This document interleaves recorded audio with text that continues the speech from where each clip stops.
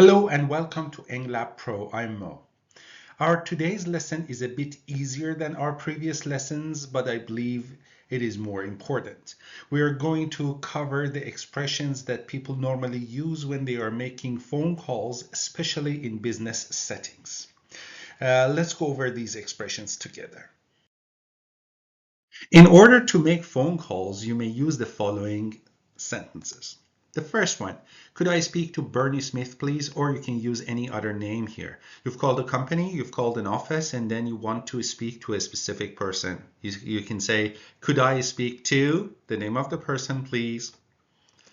Next one, is this the sales, finance, or marketing department? You want to talk to a specific department, so you can use the name and then make sure whether you have called the right department or section or not. I'm calling about, and then you mention the reason why you have called. For example, you can say, I'm calling about the problem I have with the device I bought last week. Next one, could you transfer me to the sales department, please? Um, Transfer me, it means can you connect me to another part of the company? Or it could, I've written here, sales department could be anything else. For example, could you transfer me to the management, please? Next one, could you tell him or her that I called? You've called for someone, but he's not available. He's in a meeting or he's not in. He's not in a company. So you can say, could you tell him that I called? And then you should say your name. Could you ask him or her to call me back? That's another message you can leave. Could you ask him or her to call me back? And can I leave a message, please? You want to make sure whether you can leave a message or not. You can say, can I leave a message, please? On the other hand, when you're receiving calls, when you're on the other end of the line, you can use the following expressions. The first one is, who's calling, please? You're trying to ask the name of the person. Who's calling, please? Could you tell me what it's about? You want to find out the reason of the call. Could you tell me what it's about? I'll put you through means I'll connect you. I'll connect you to the person or the department that you want to talk to. I'll put you through. Can you hold means can you wait on the phone for a while? He seems to be with someone right now. Can I get him to call you? He seems to be with someone right now means he's a little bit busy right now. Maybe he is in a meeting with someone, or maybe he's on the phone with someone. Next one, I'm afraid there is no answer. Can I take a message? I'm afraid means I'm sorry. Maybe you connect the caller to the person that he or she wants to talk to, and he or she doesn't answer the phone. So you tell the caller that I'm afraid there is no answer. I'm sorry, he doesn't answer his phone. Can I take a message?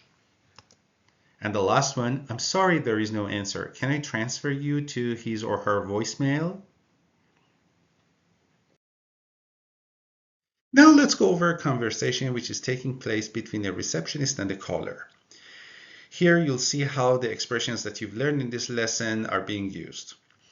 Well, let's go over that line by line. The receptionist answers the phone and says, good morning, Green Tech Limited. How can I help you? Green Tech Limited is the name of the company that the receptionist works for. Caller says, hello, could I speak to Bernie Smith, please? Who's calling, please? The receptionist is asking for the name of the caller. The caller says, this is David Turner from Bright Solutions. So David Turner is the name of the caller, and Bright Solutions is the name of the company that the caller works for. And remember, on the telephone, we never say I am. For example, we never say I am David Turner. You say this is David Turner. The receptionist again asks, could you tell me what it's about, the reason of the call? I'm calling about a recent invoice we received. I'd like to clarify a few details. I'm calling about the reason of the call. A recent invoice. Invoice is a document that the seller sends to a buyer, and then in that he mentions the goods, services, and the amount of the money that is owed.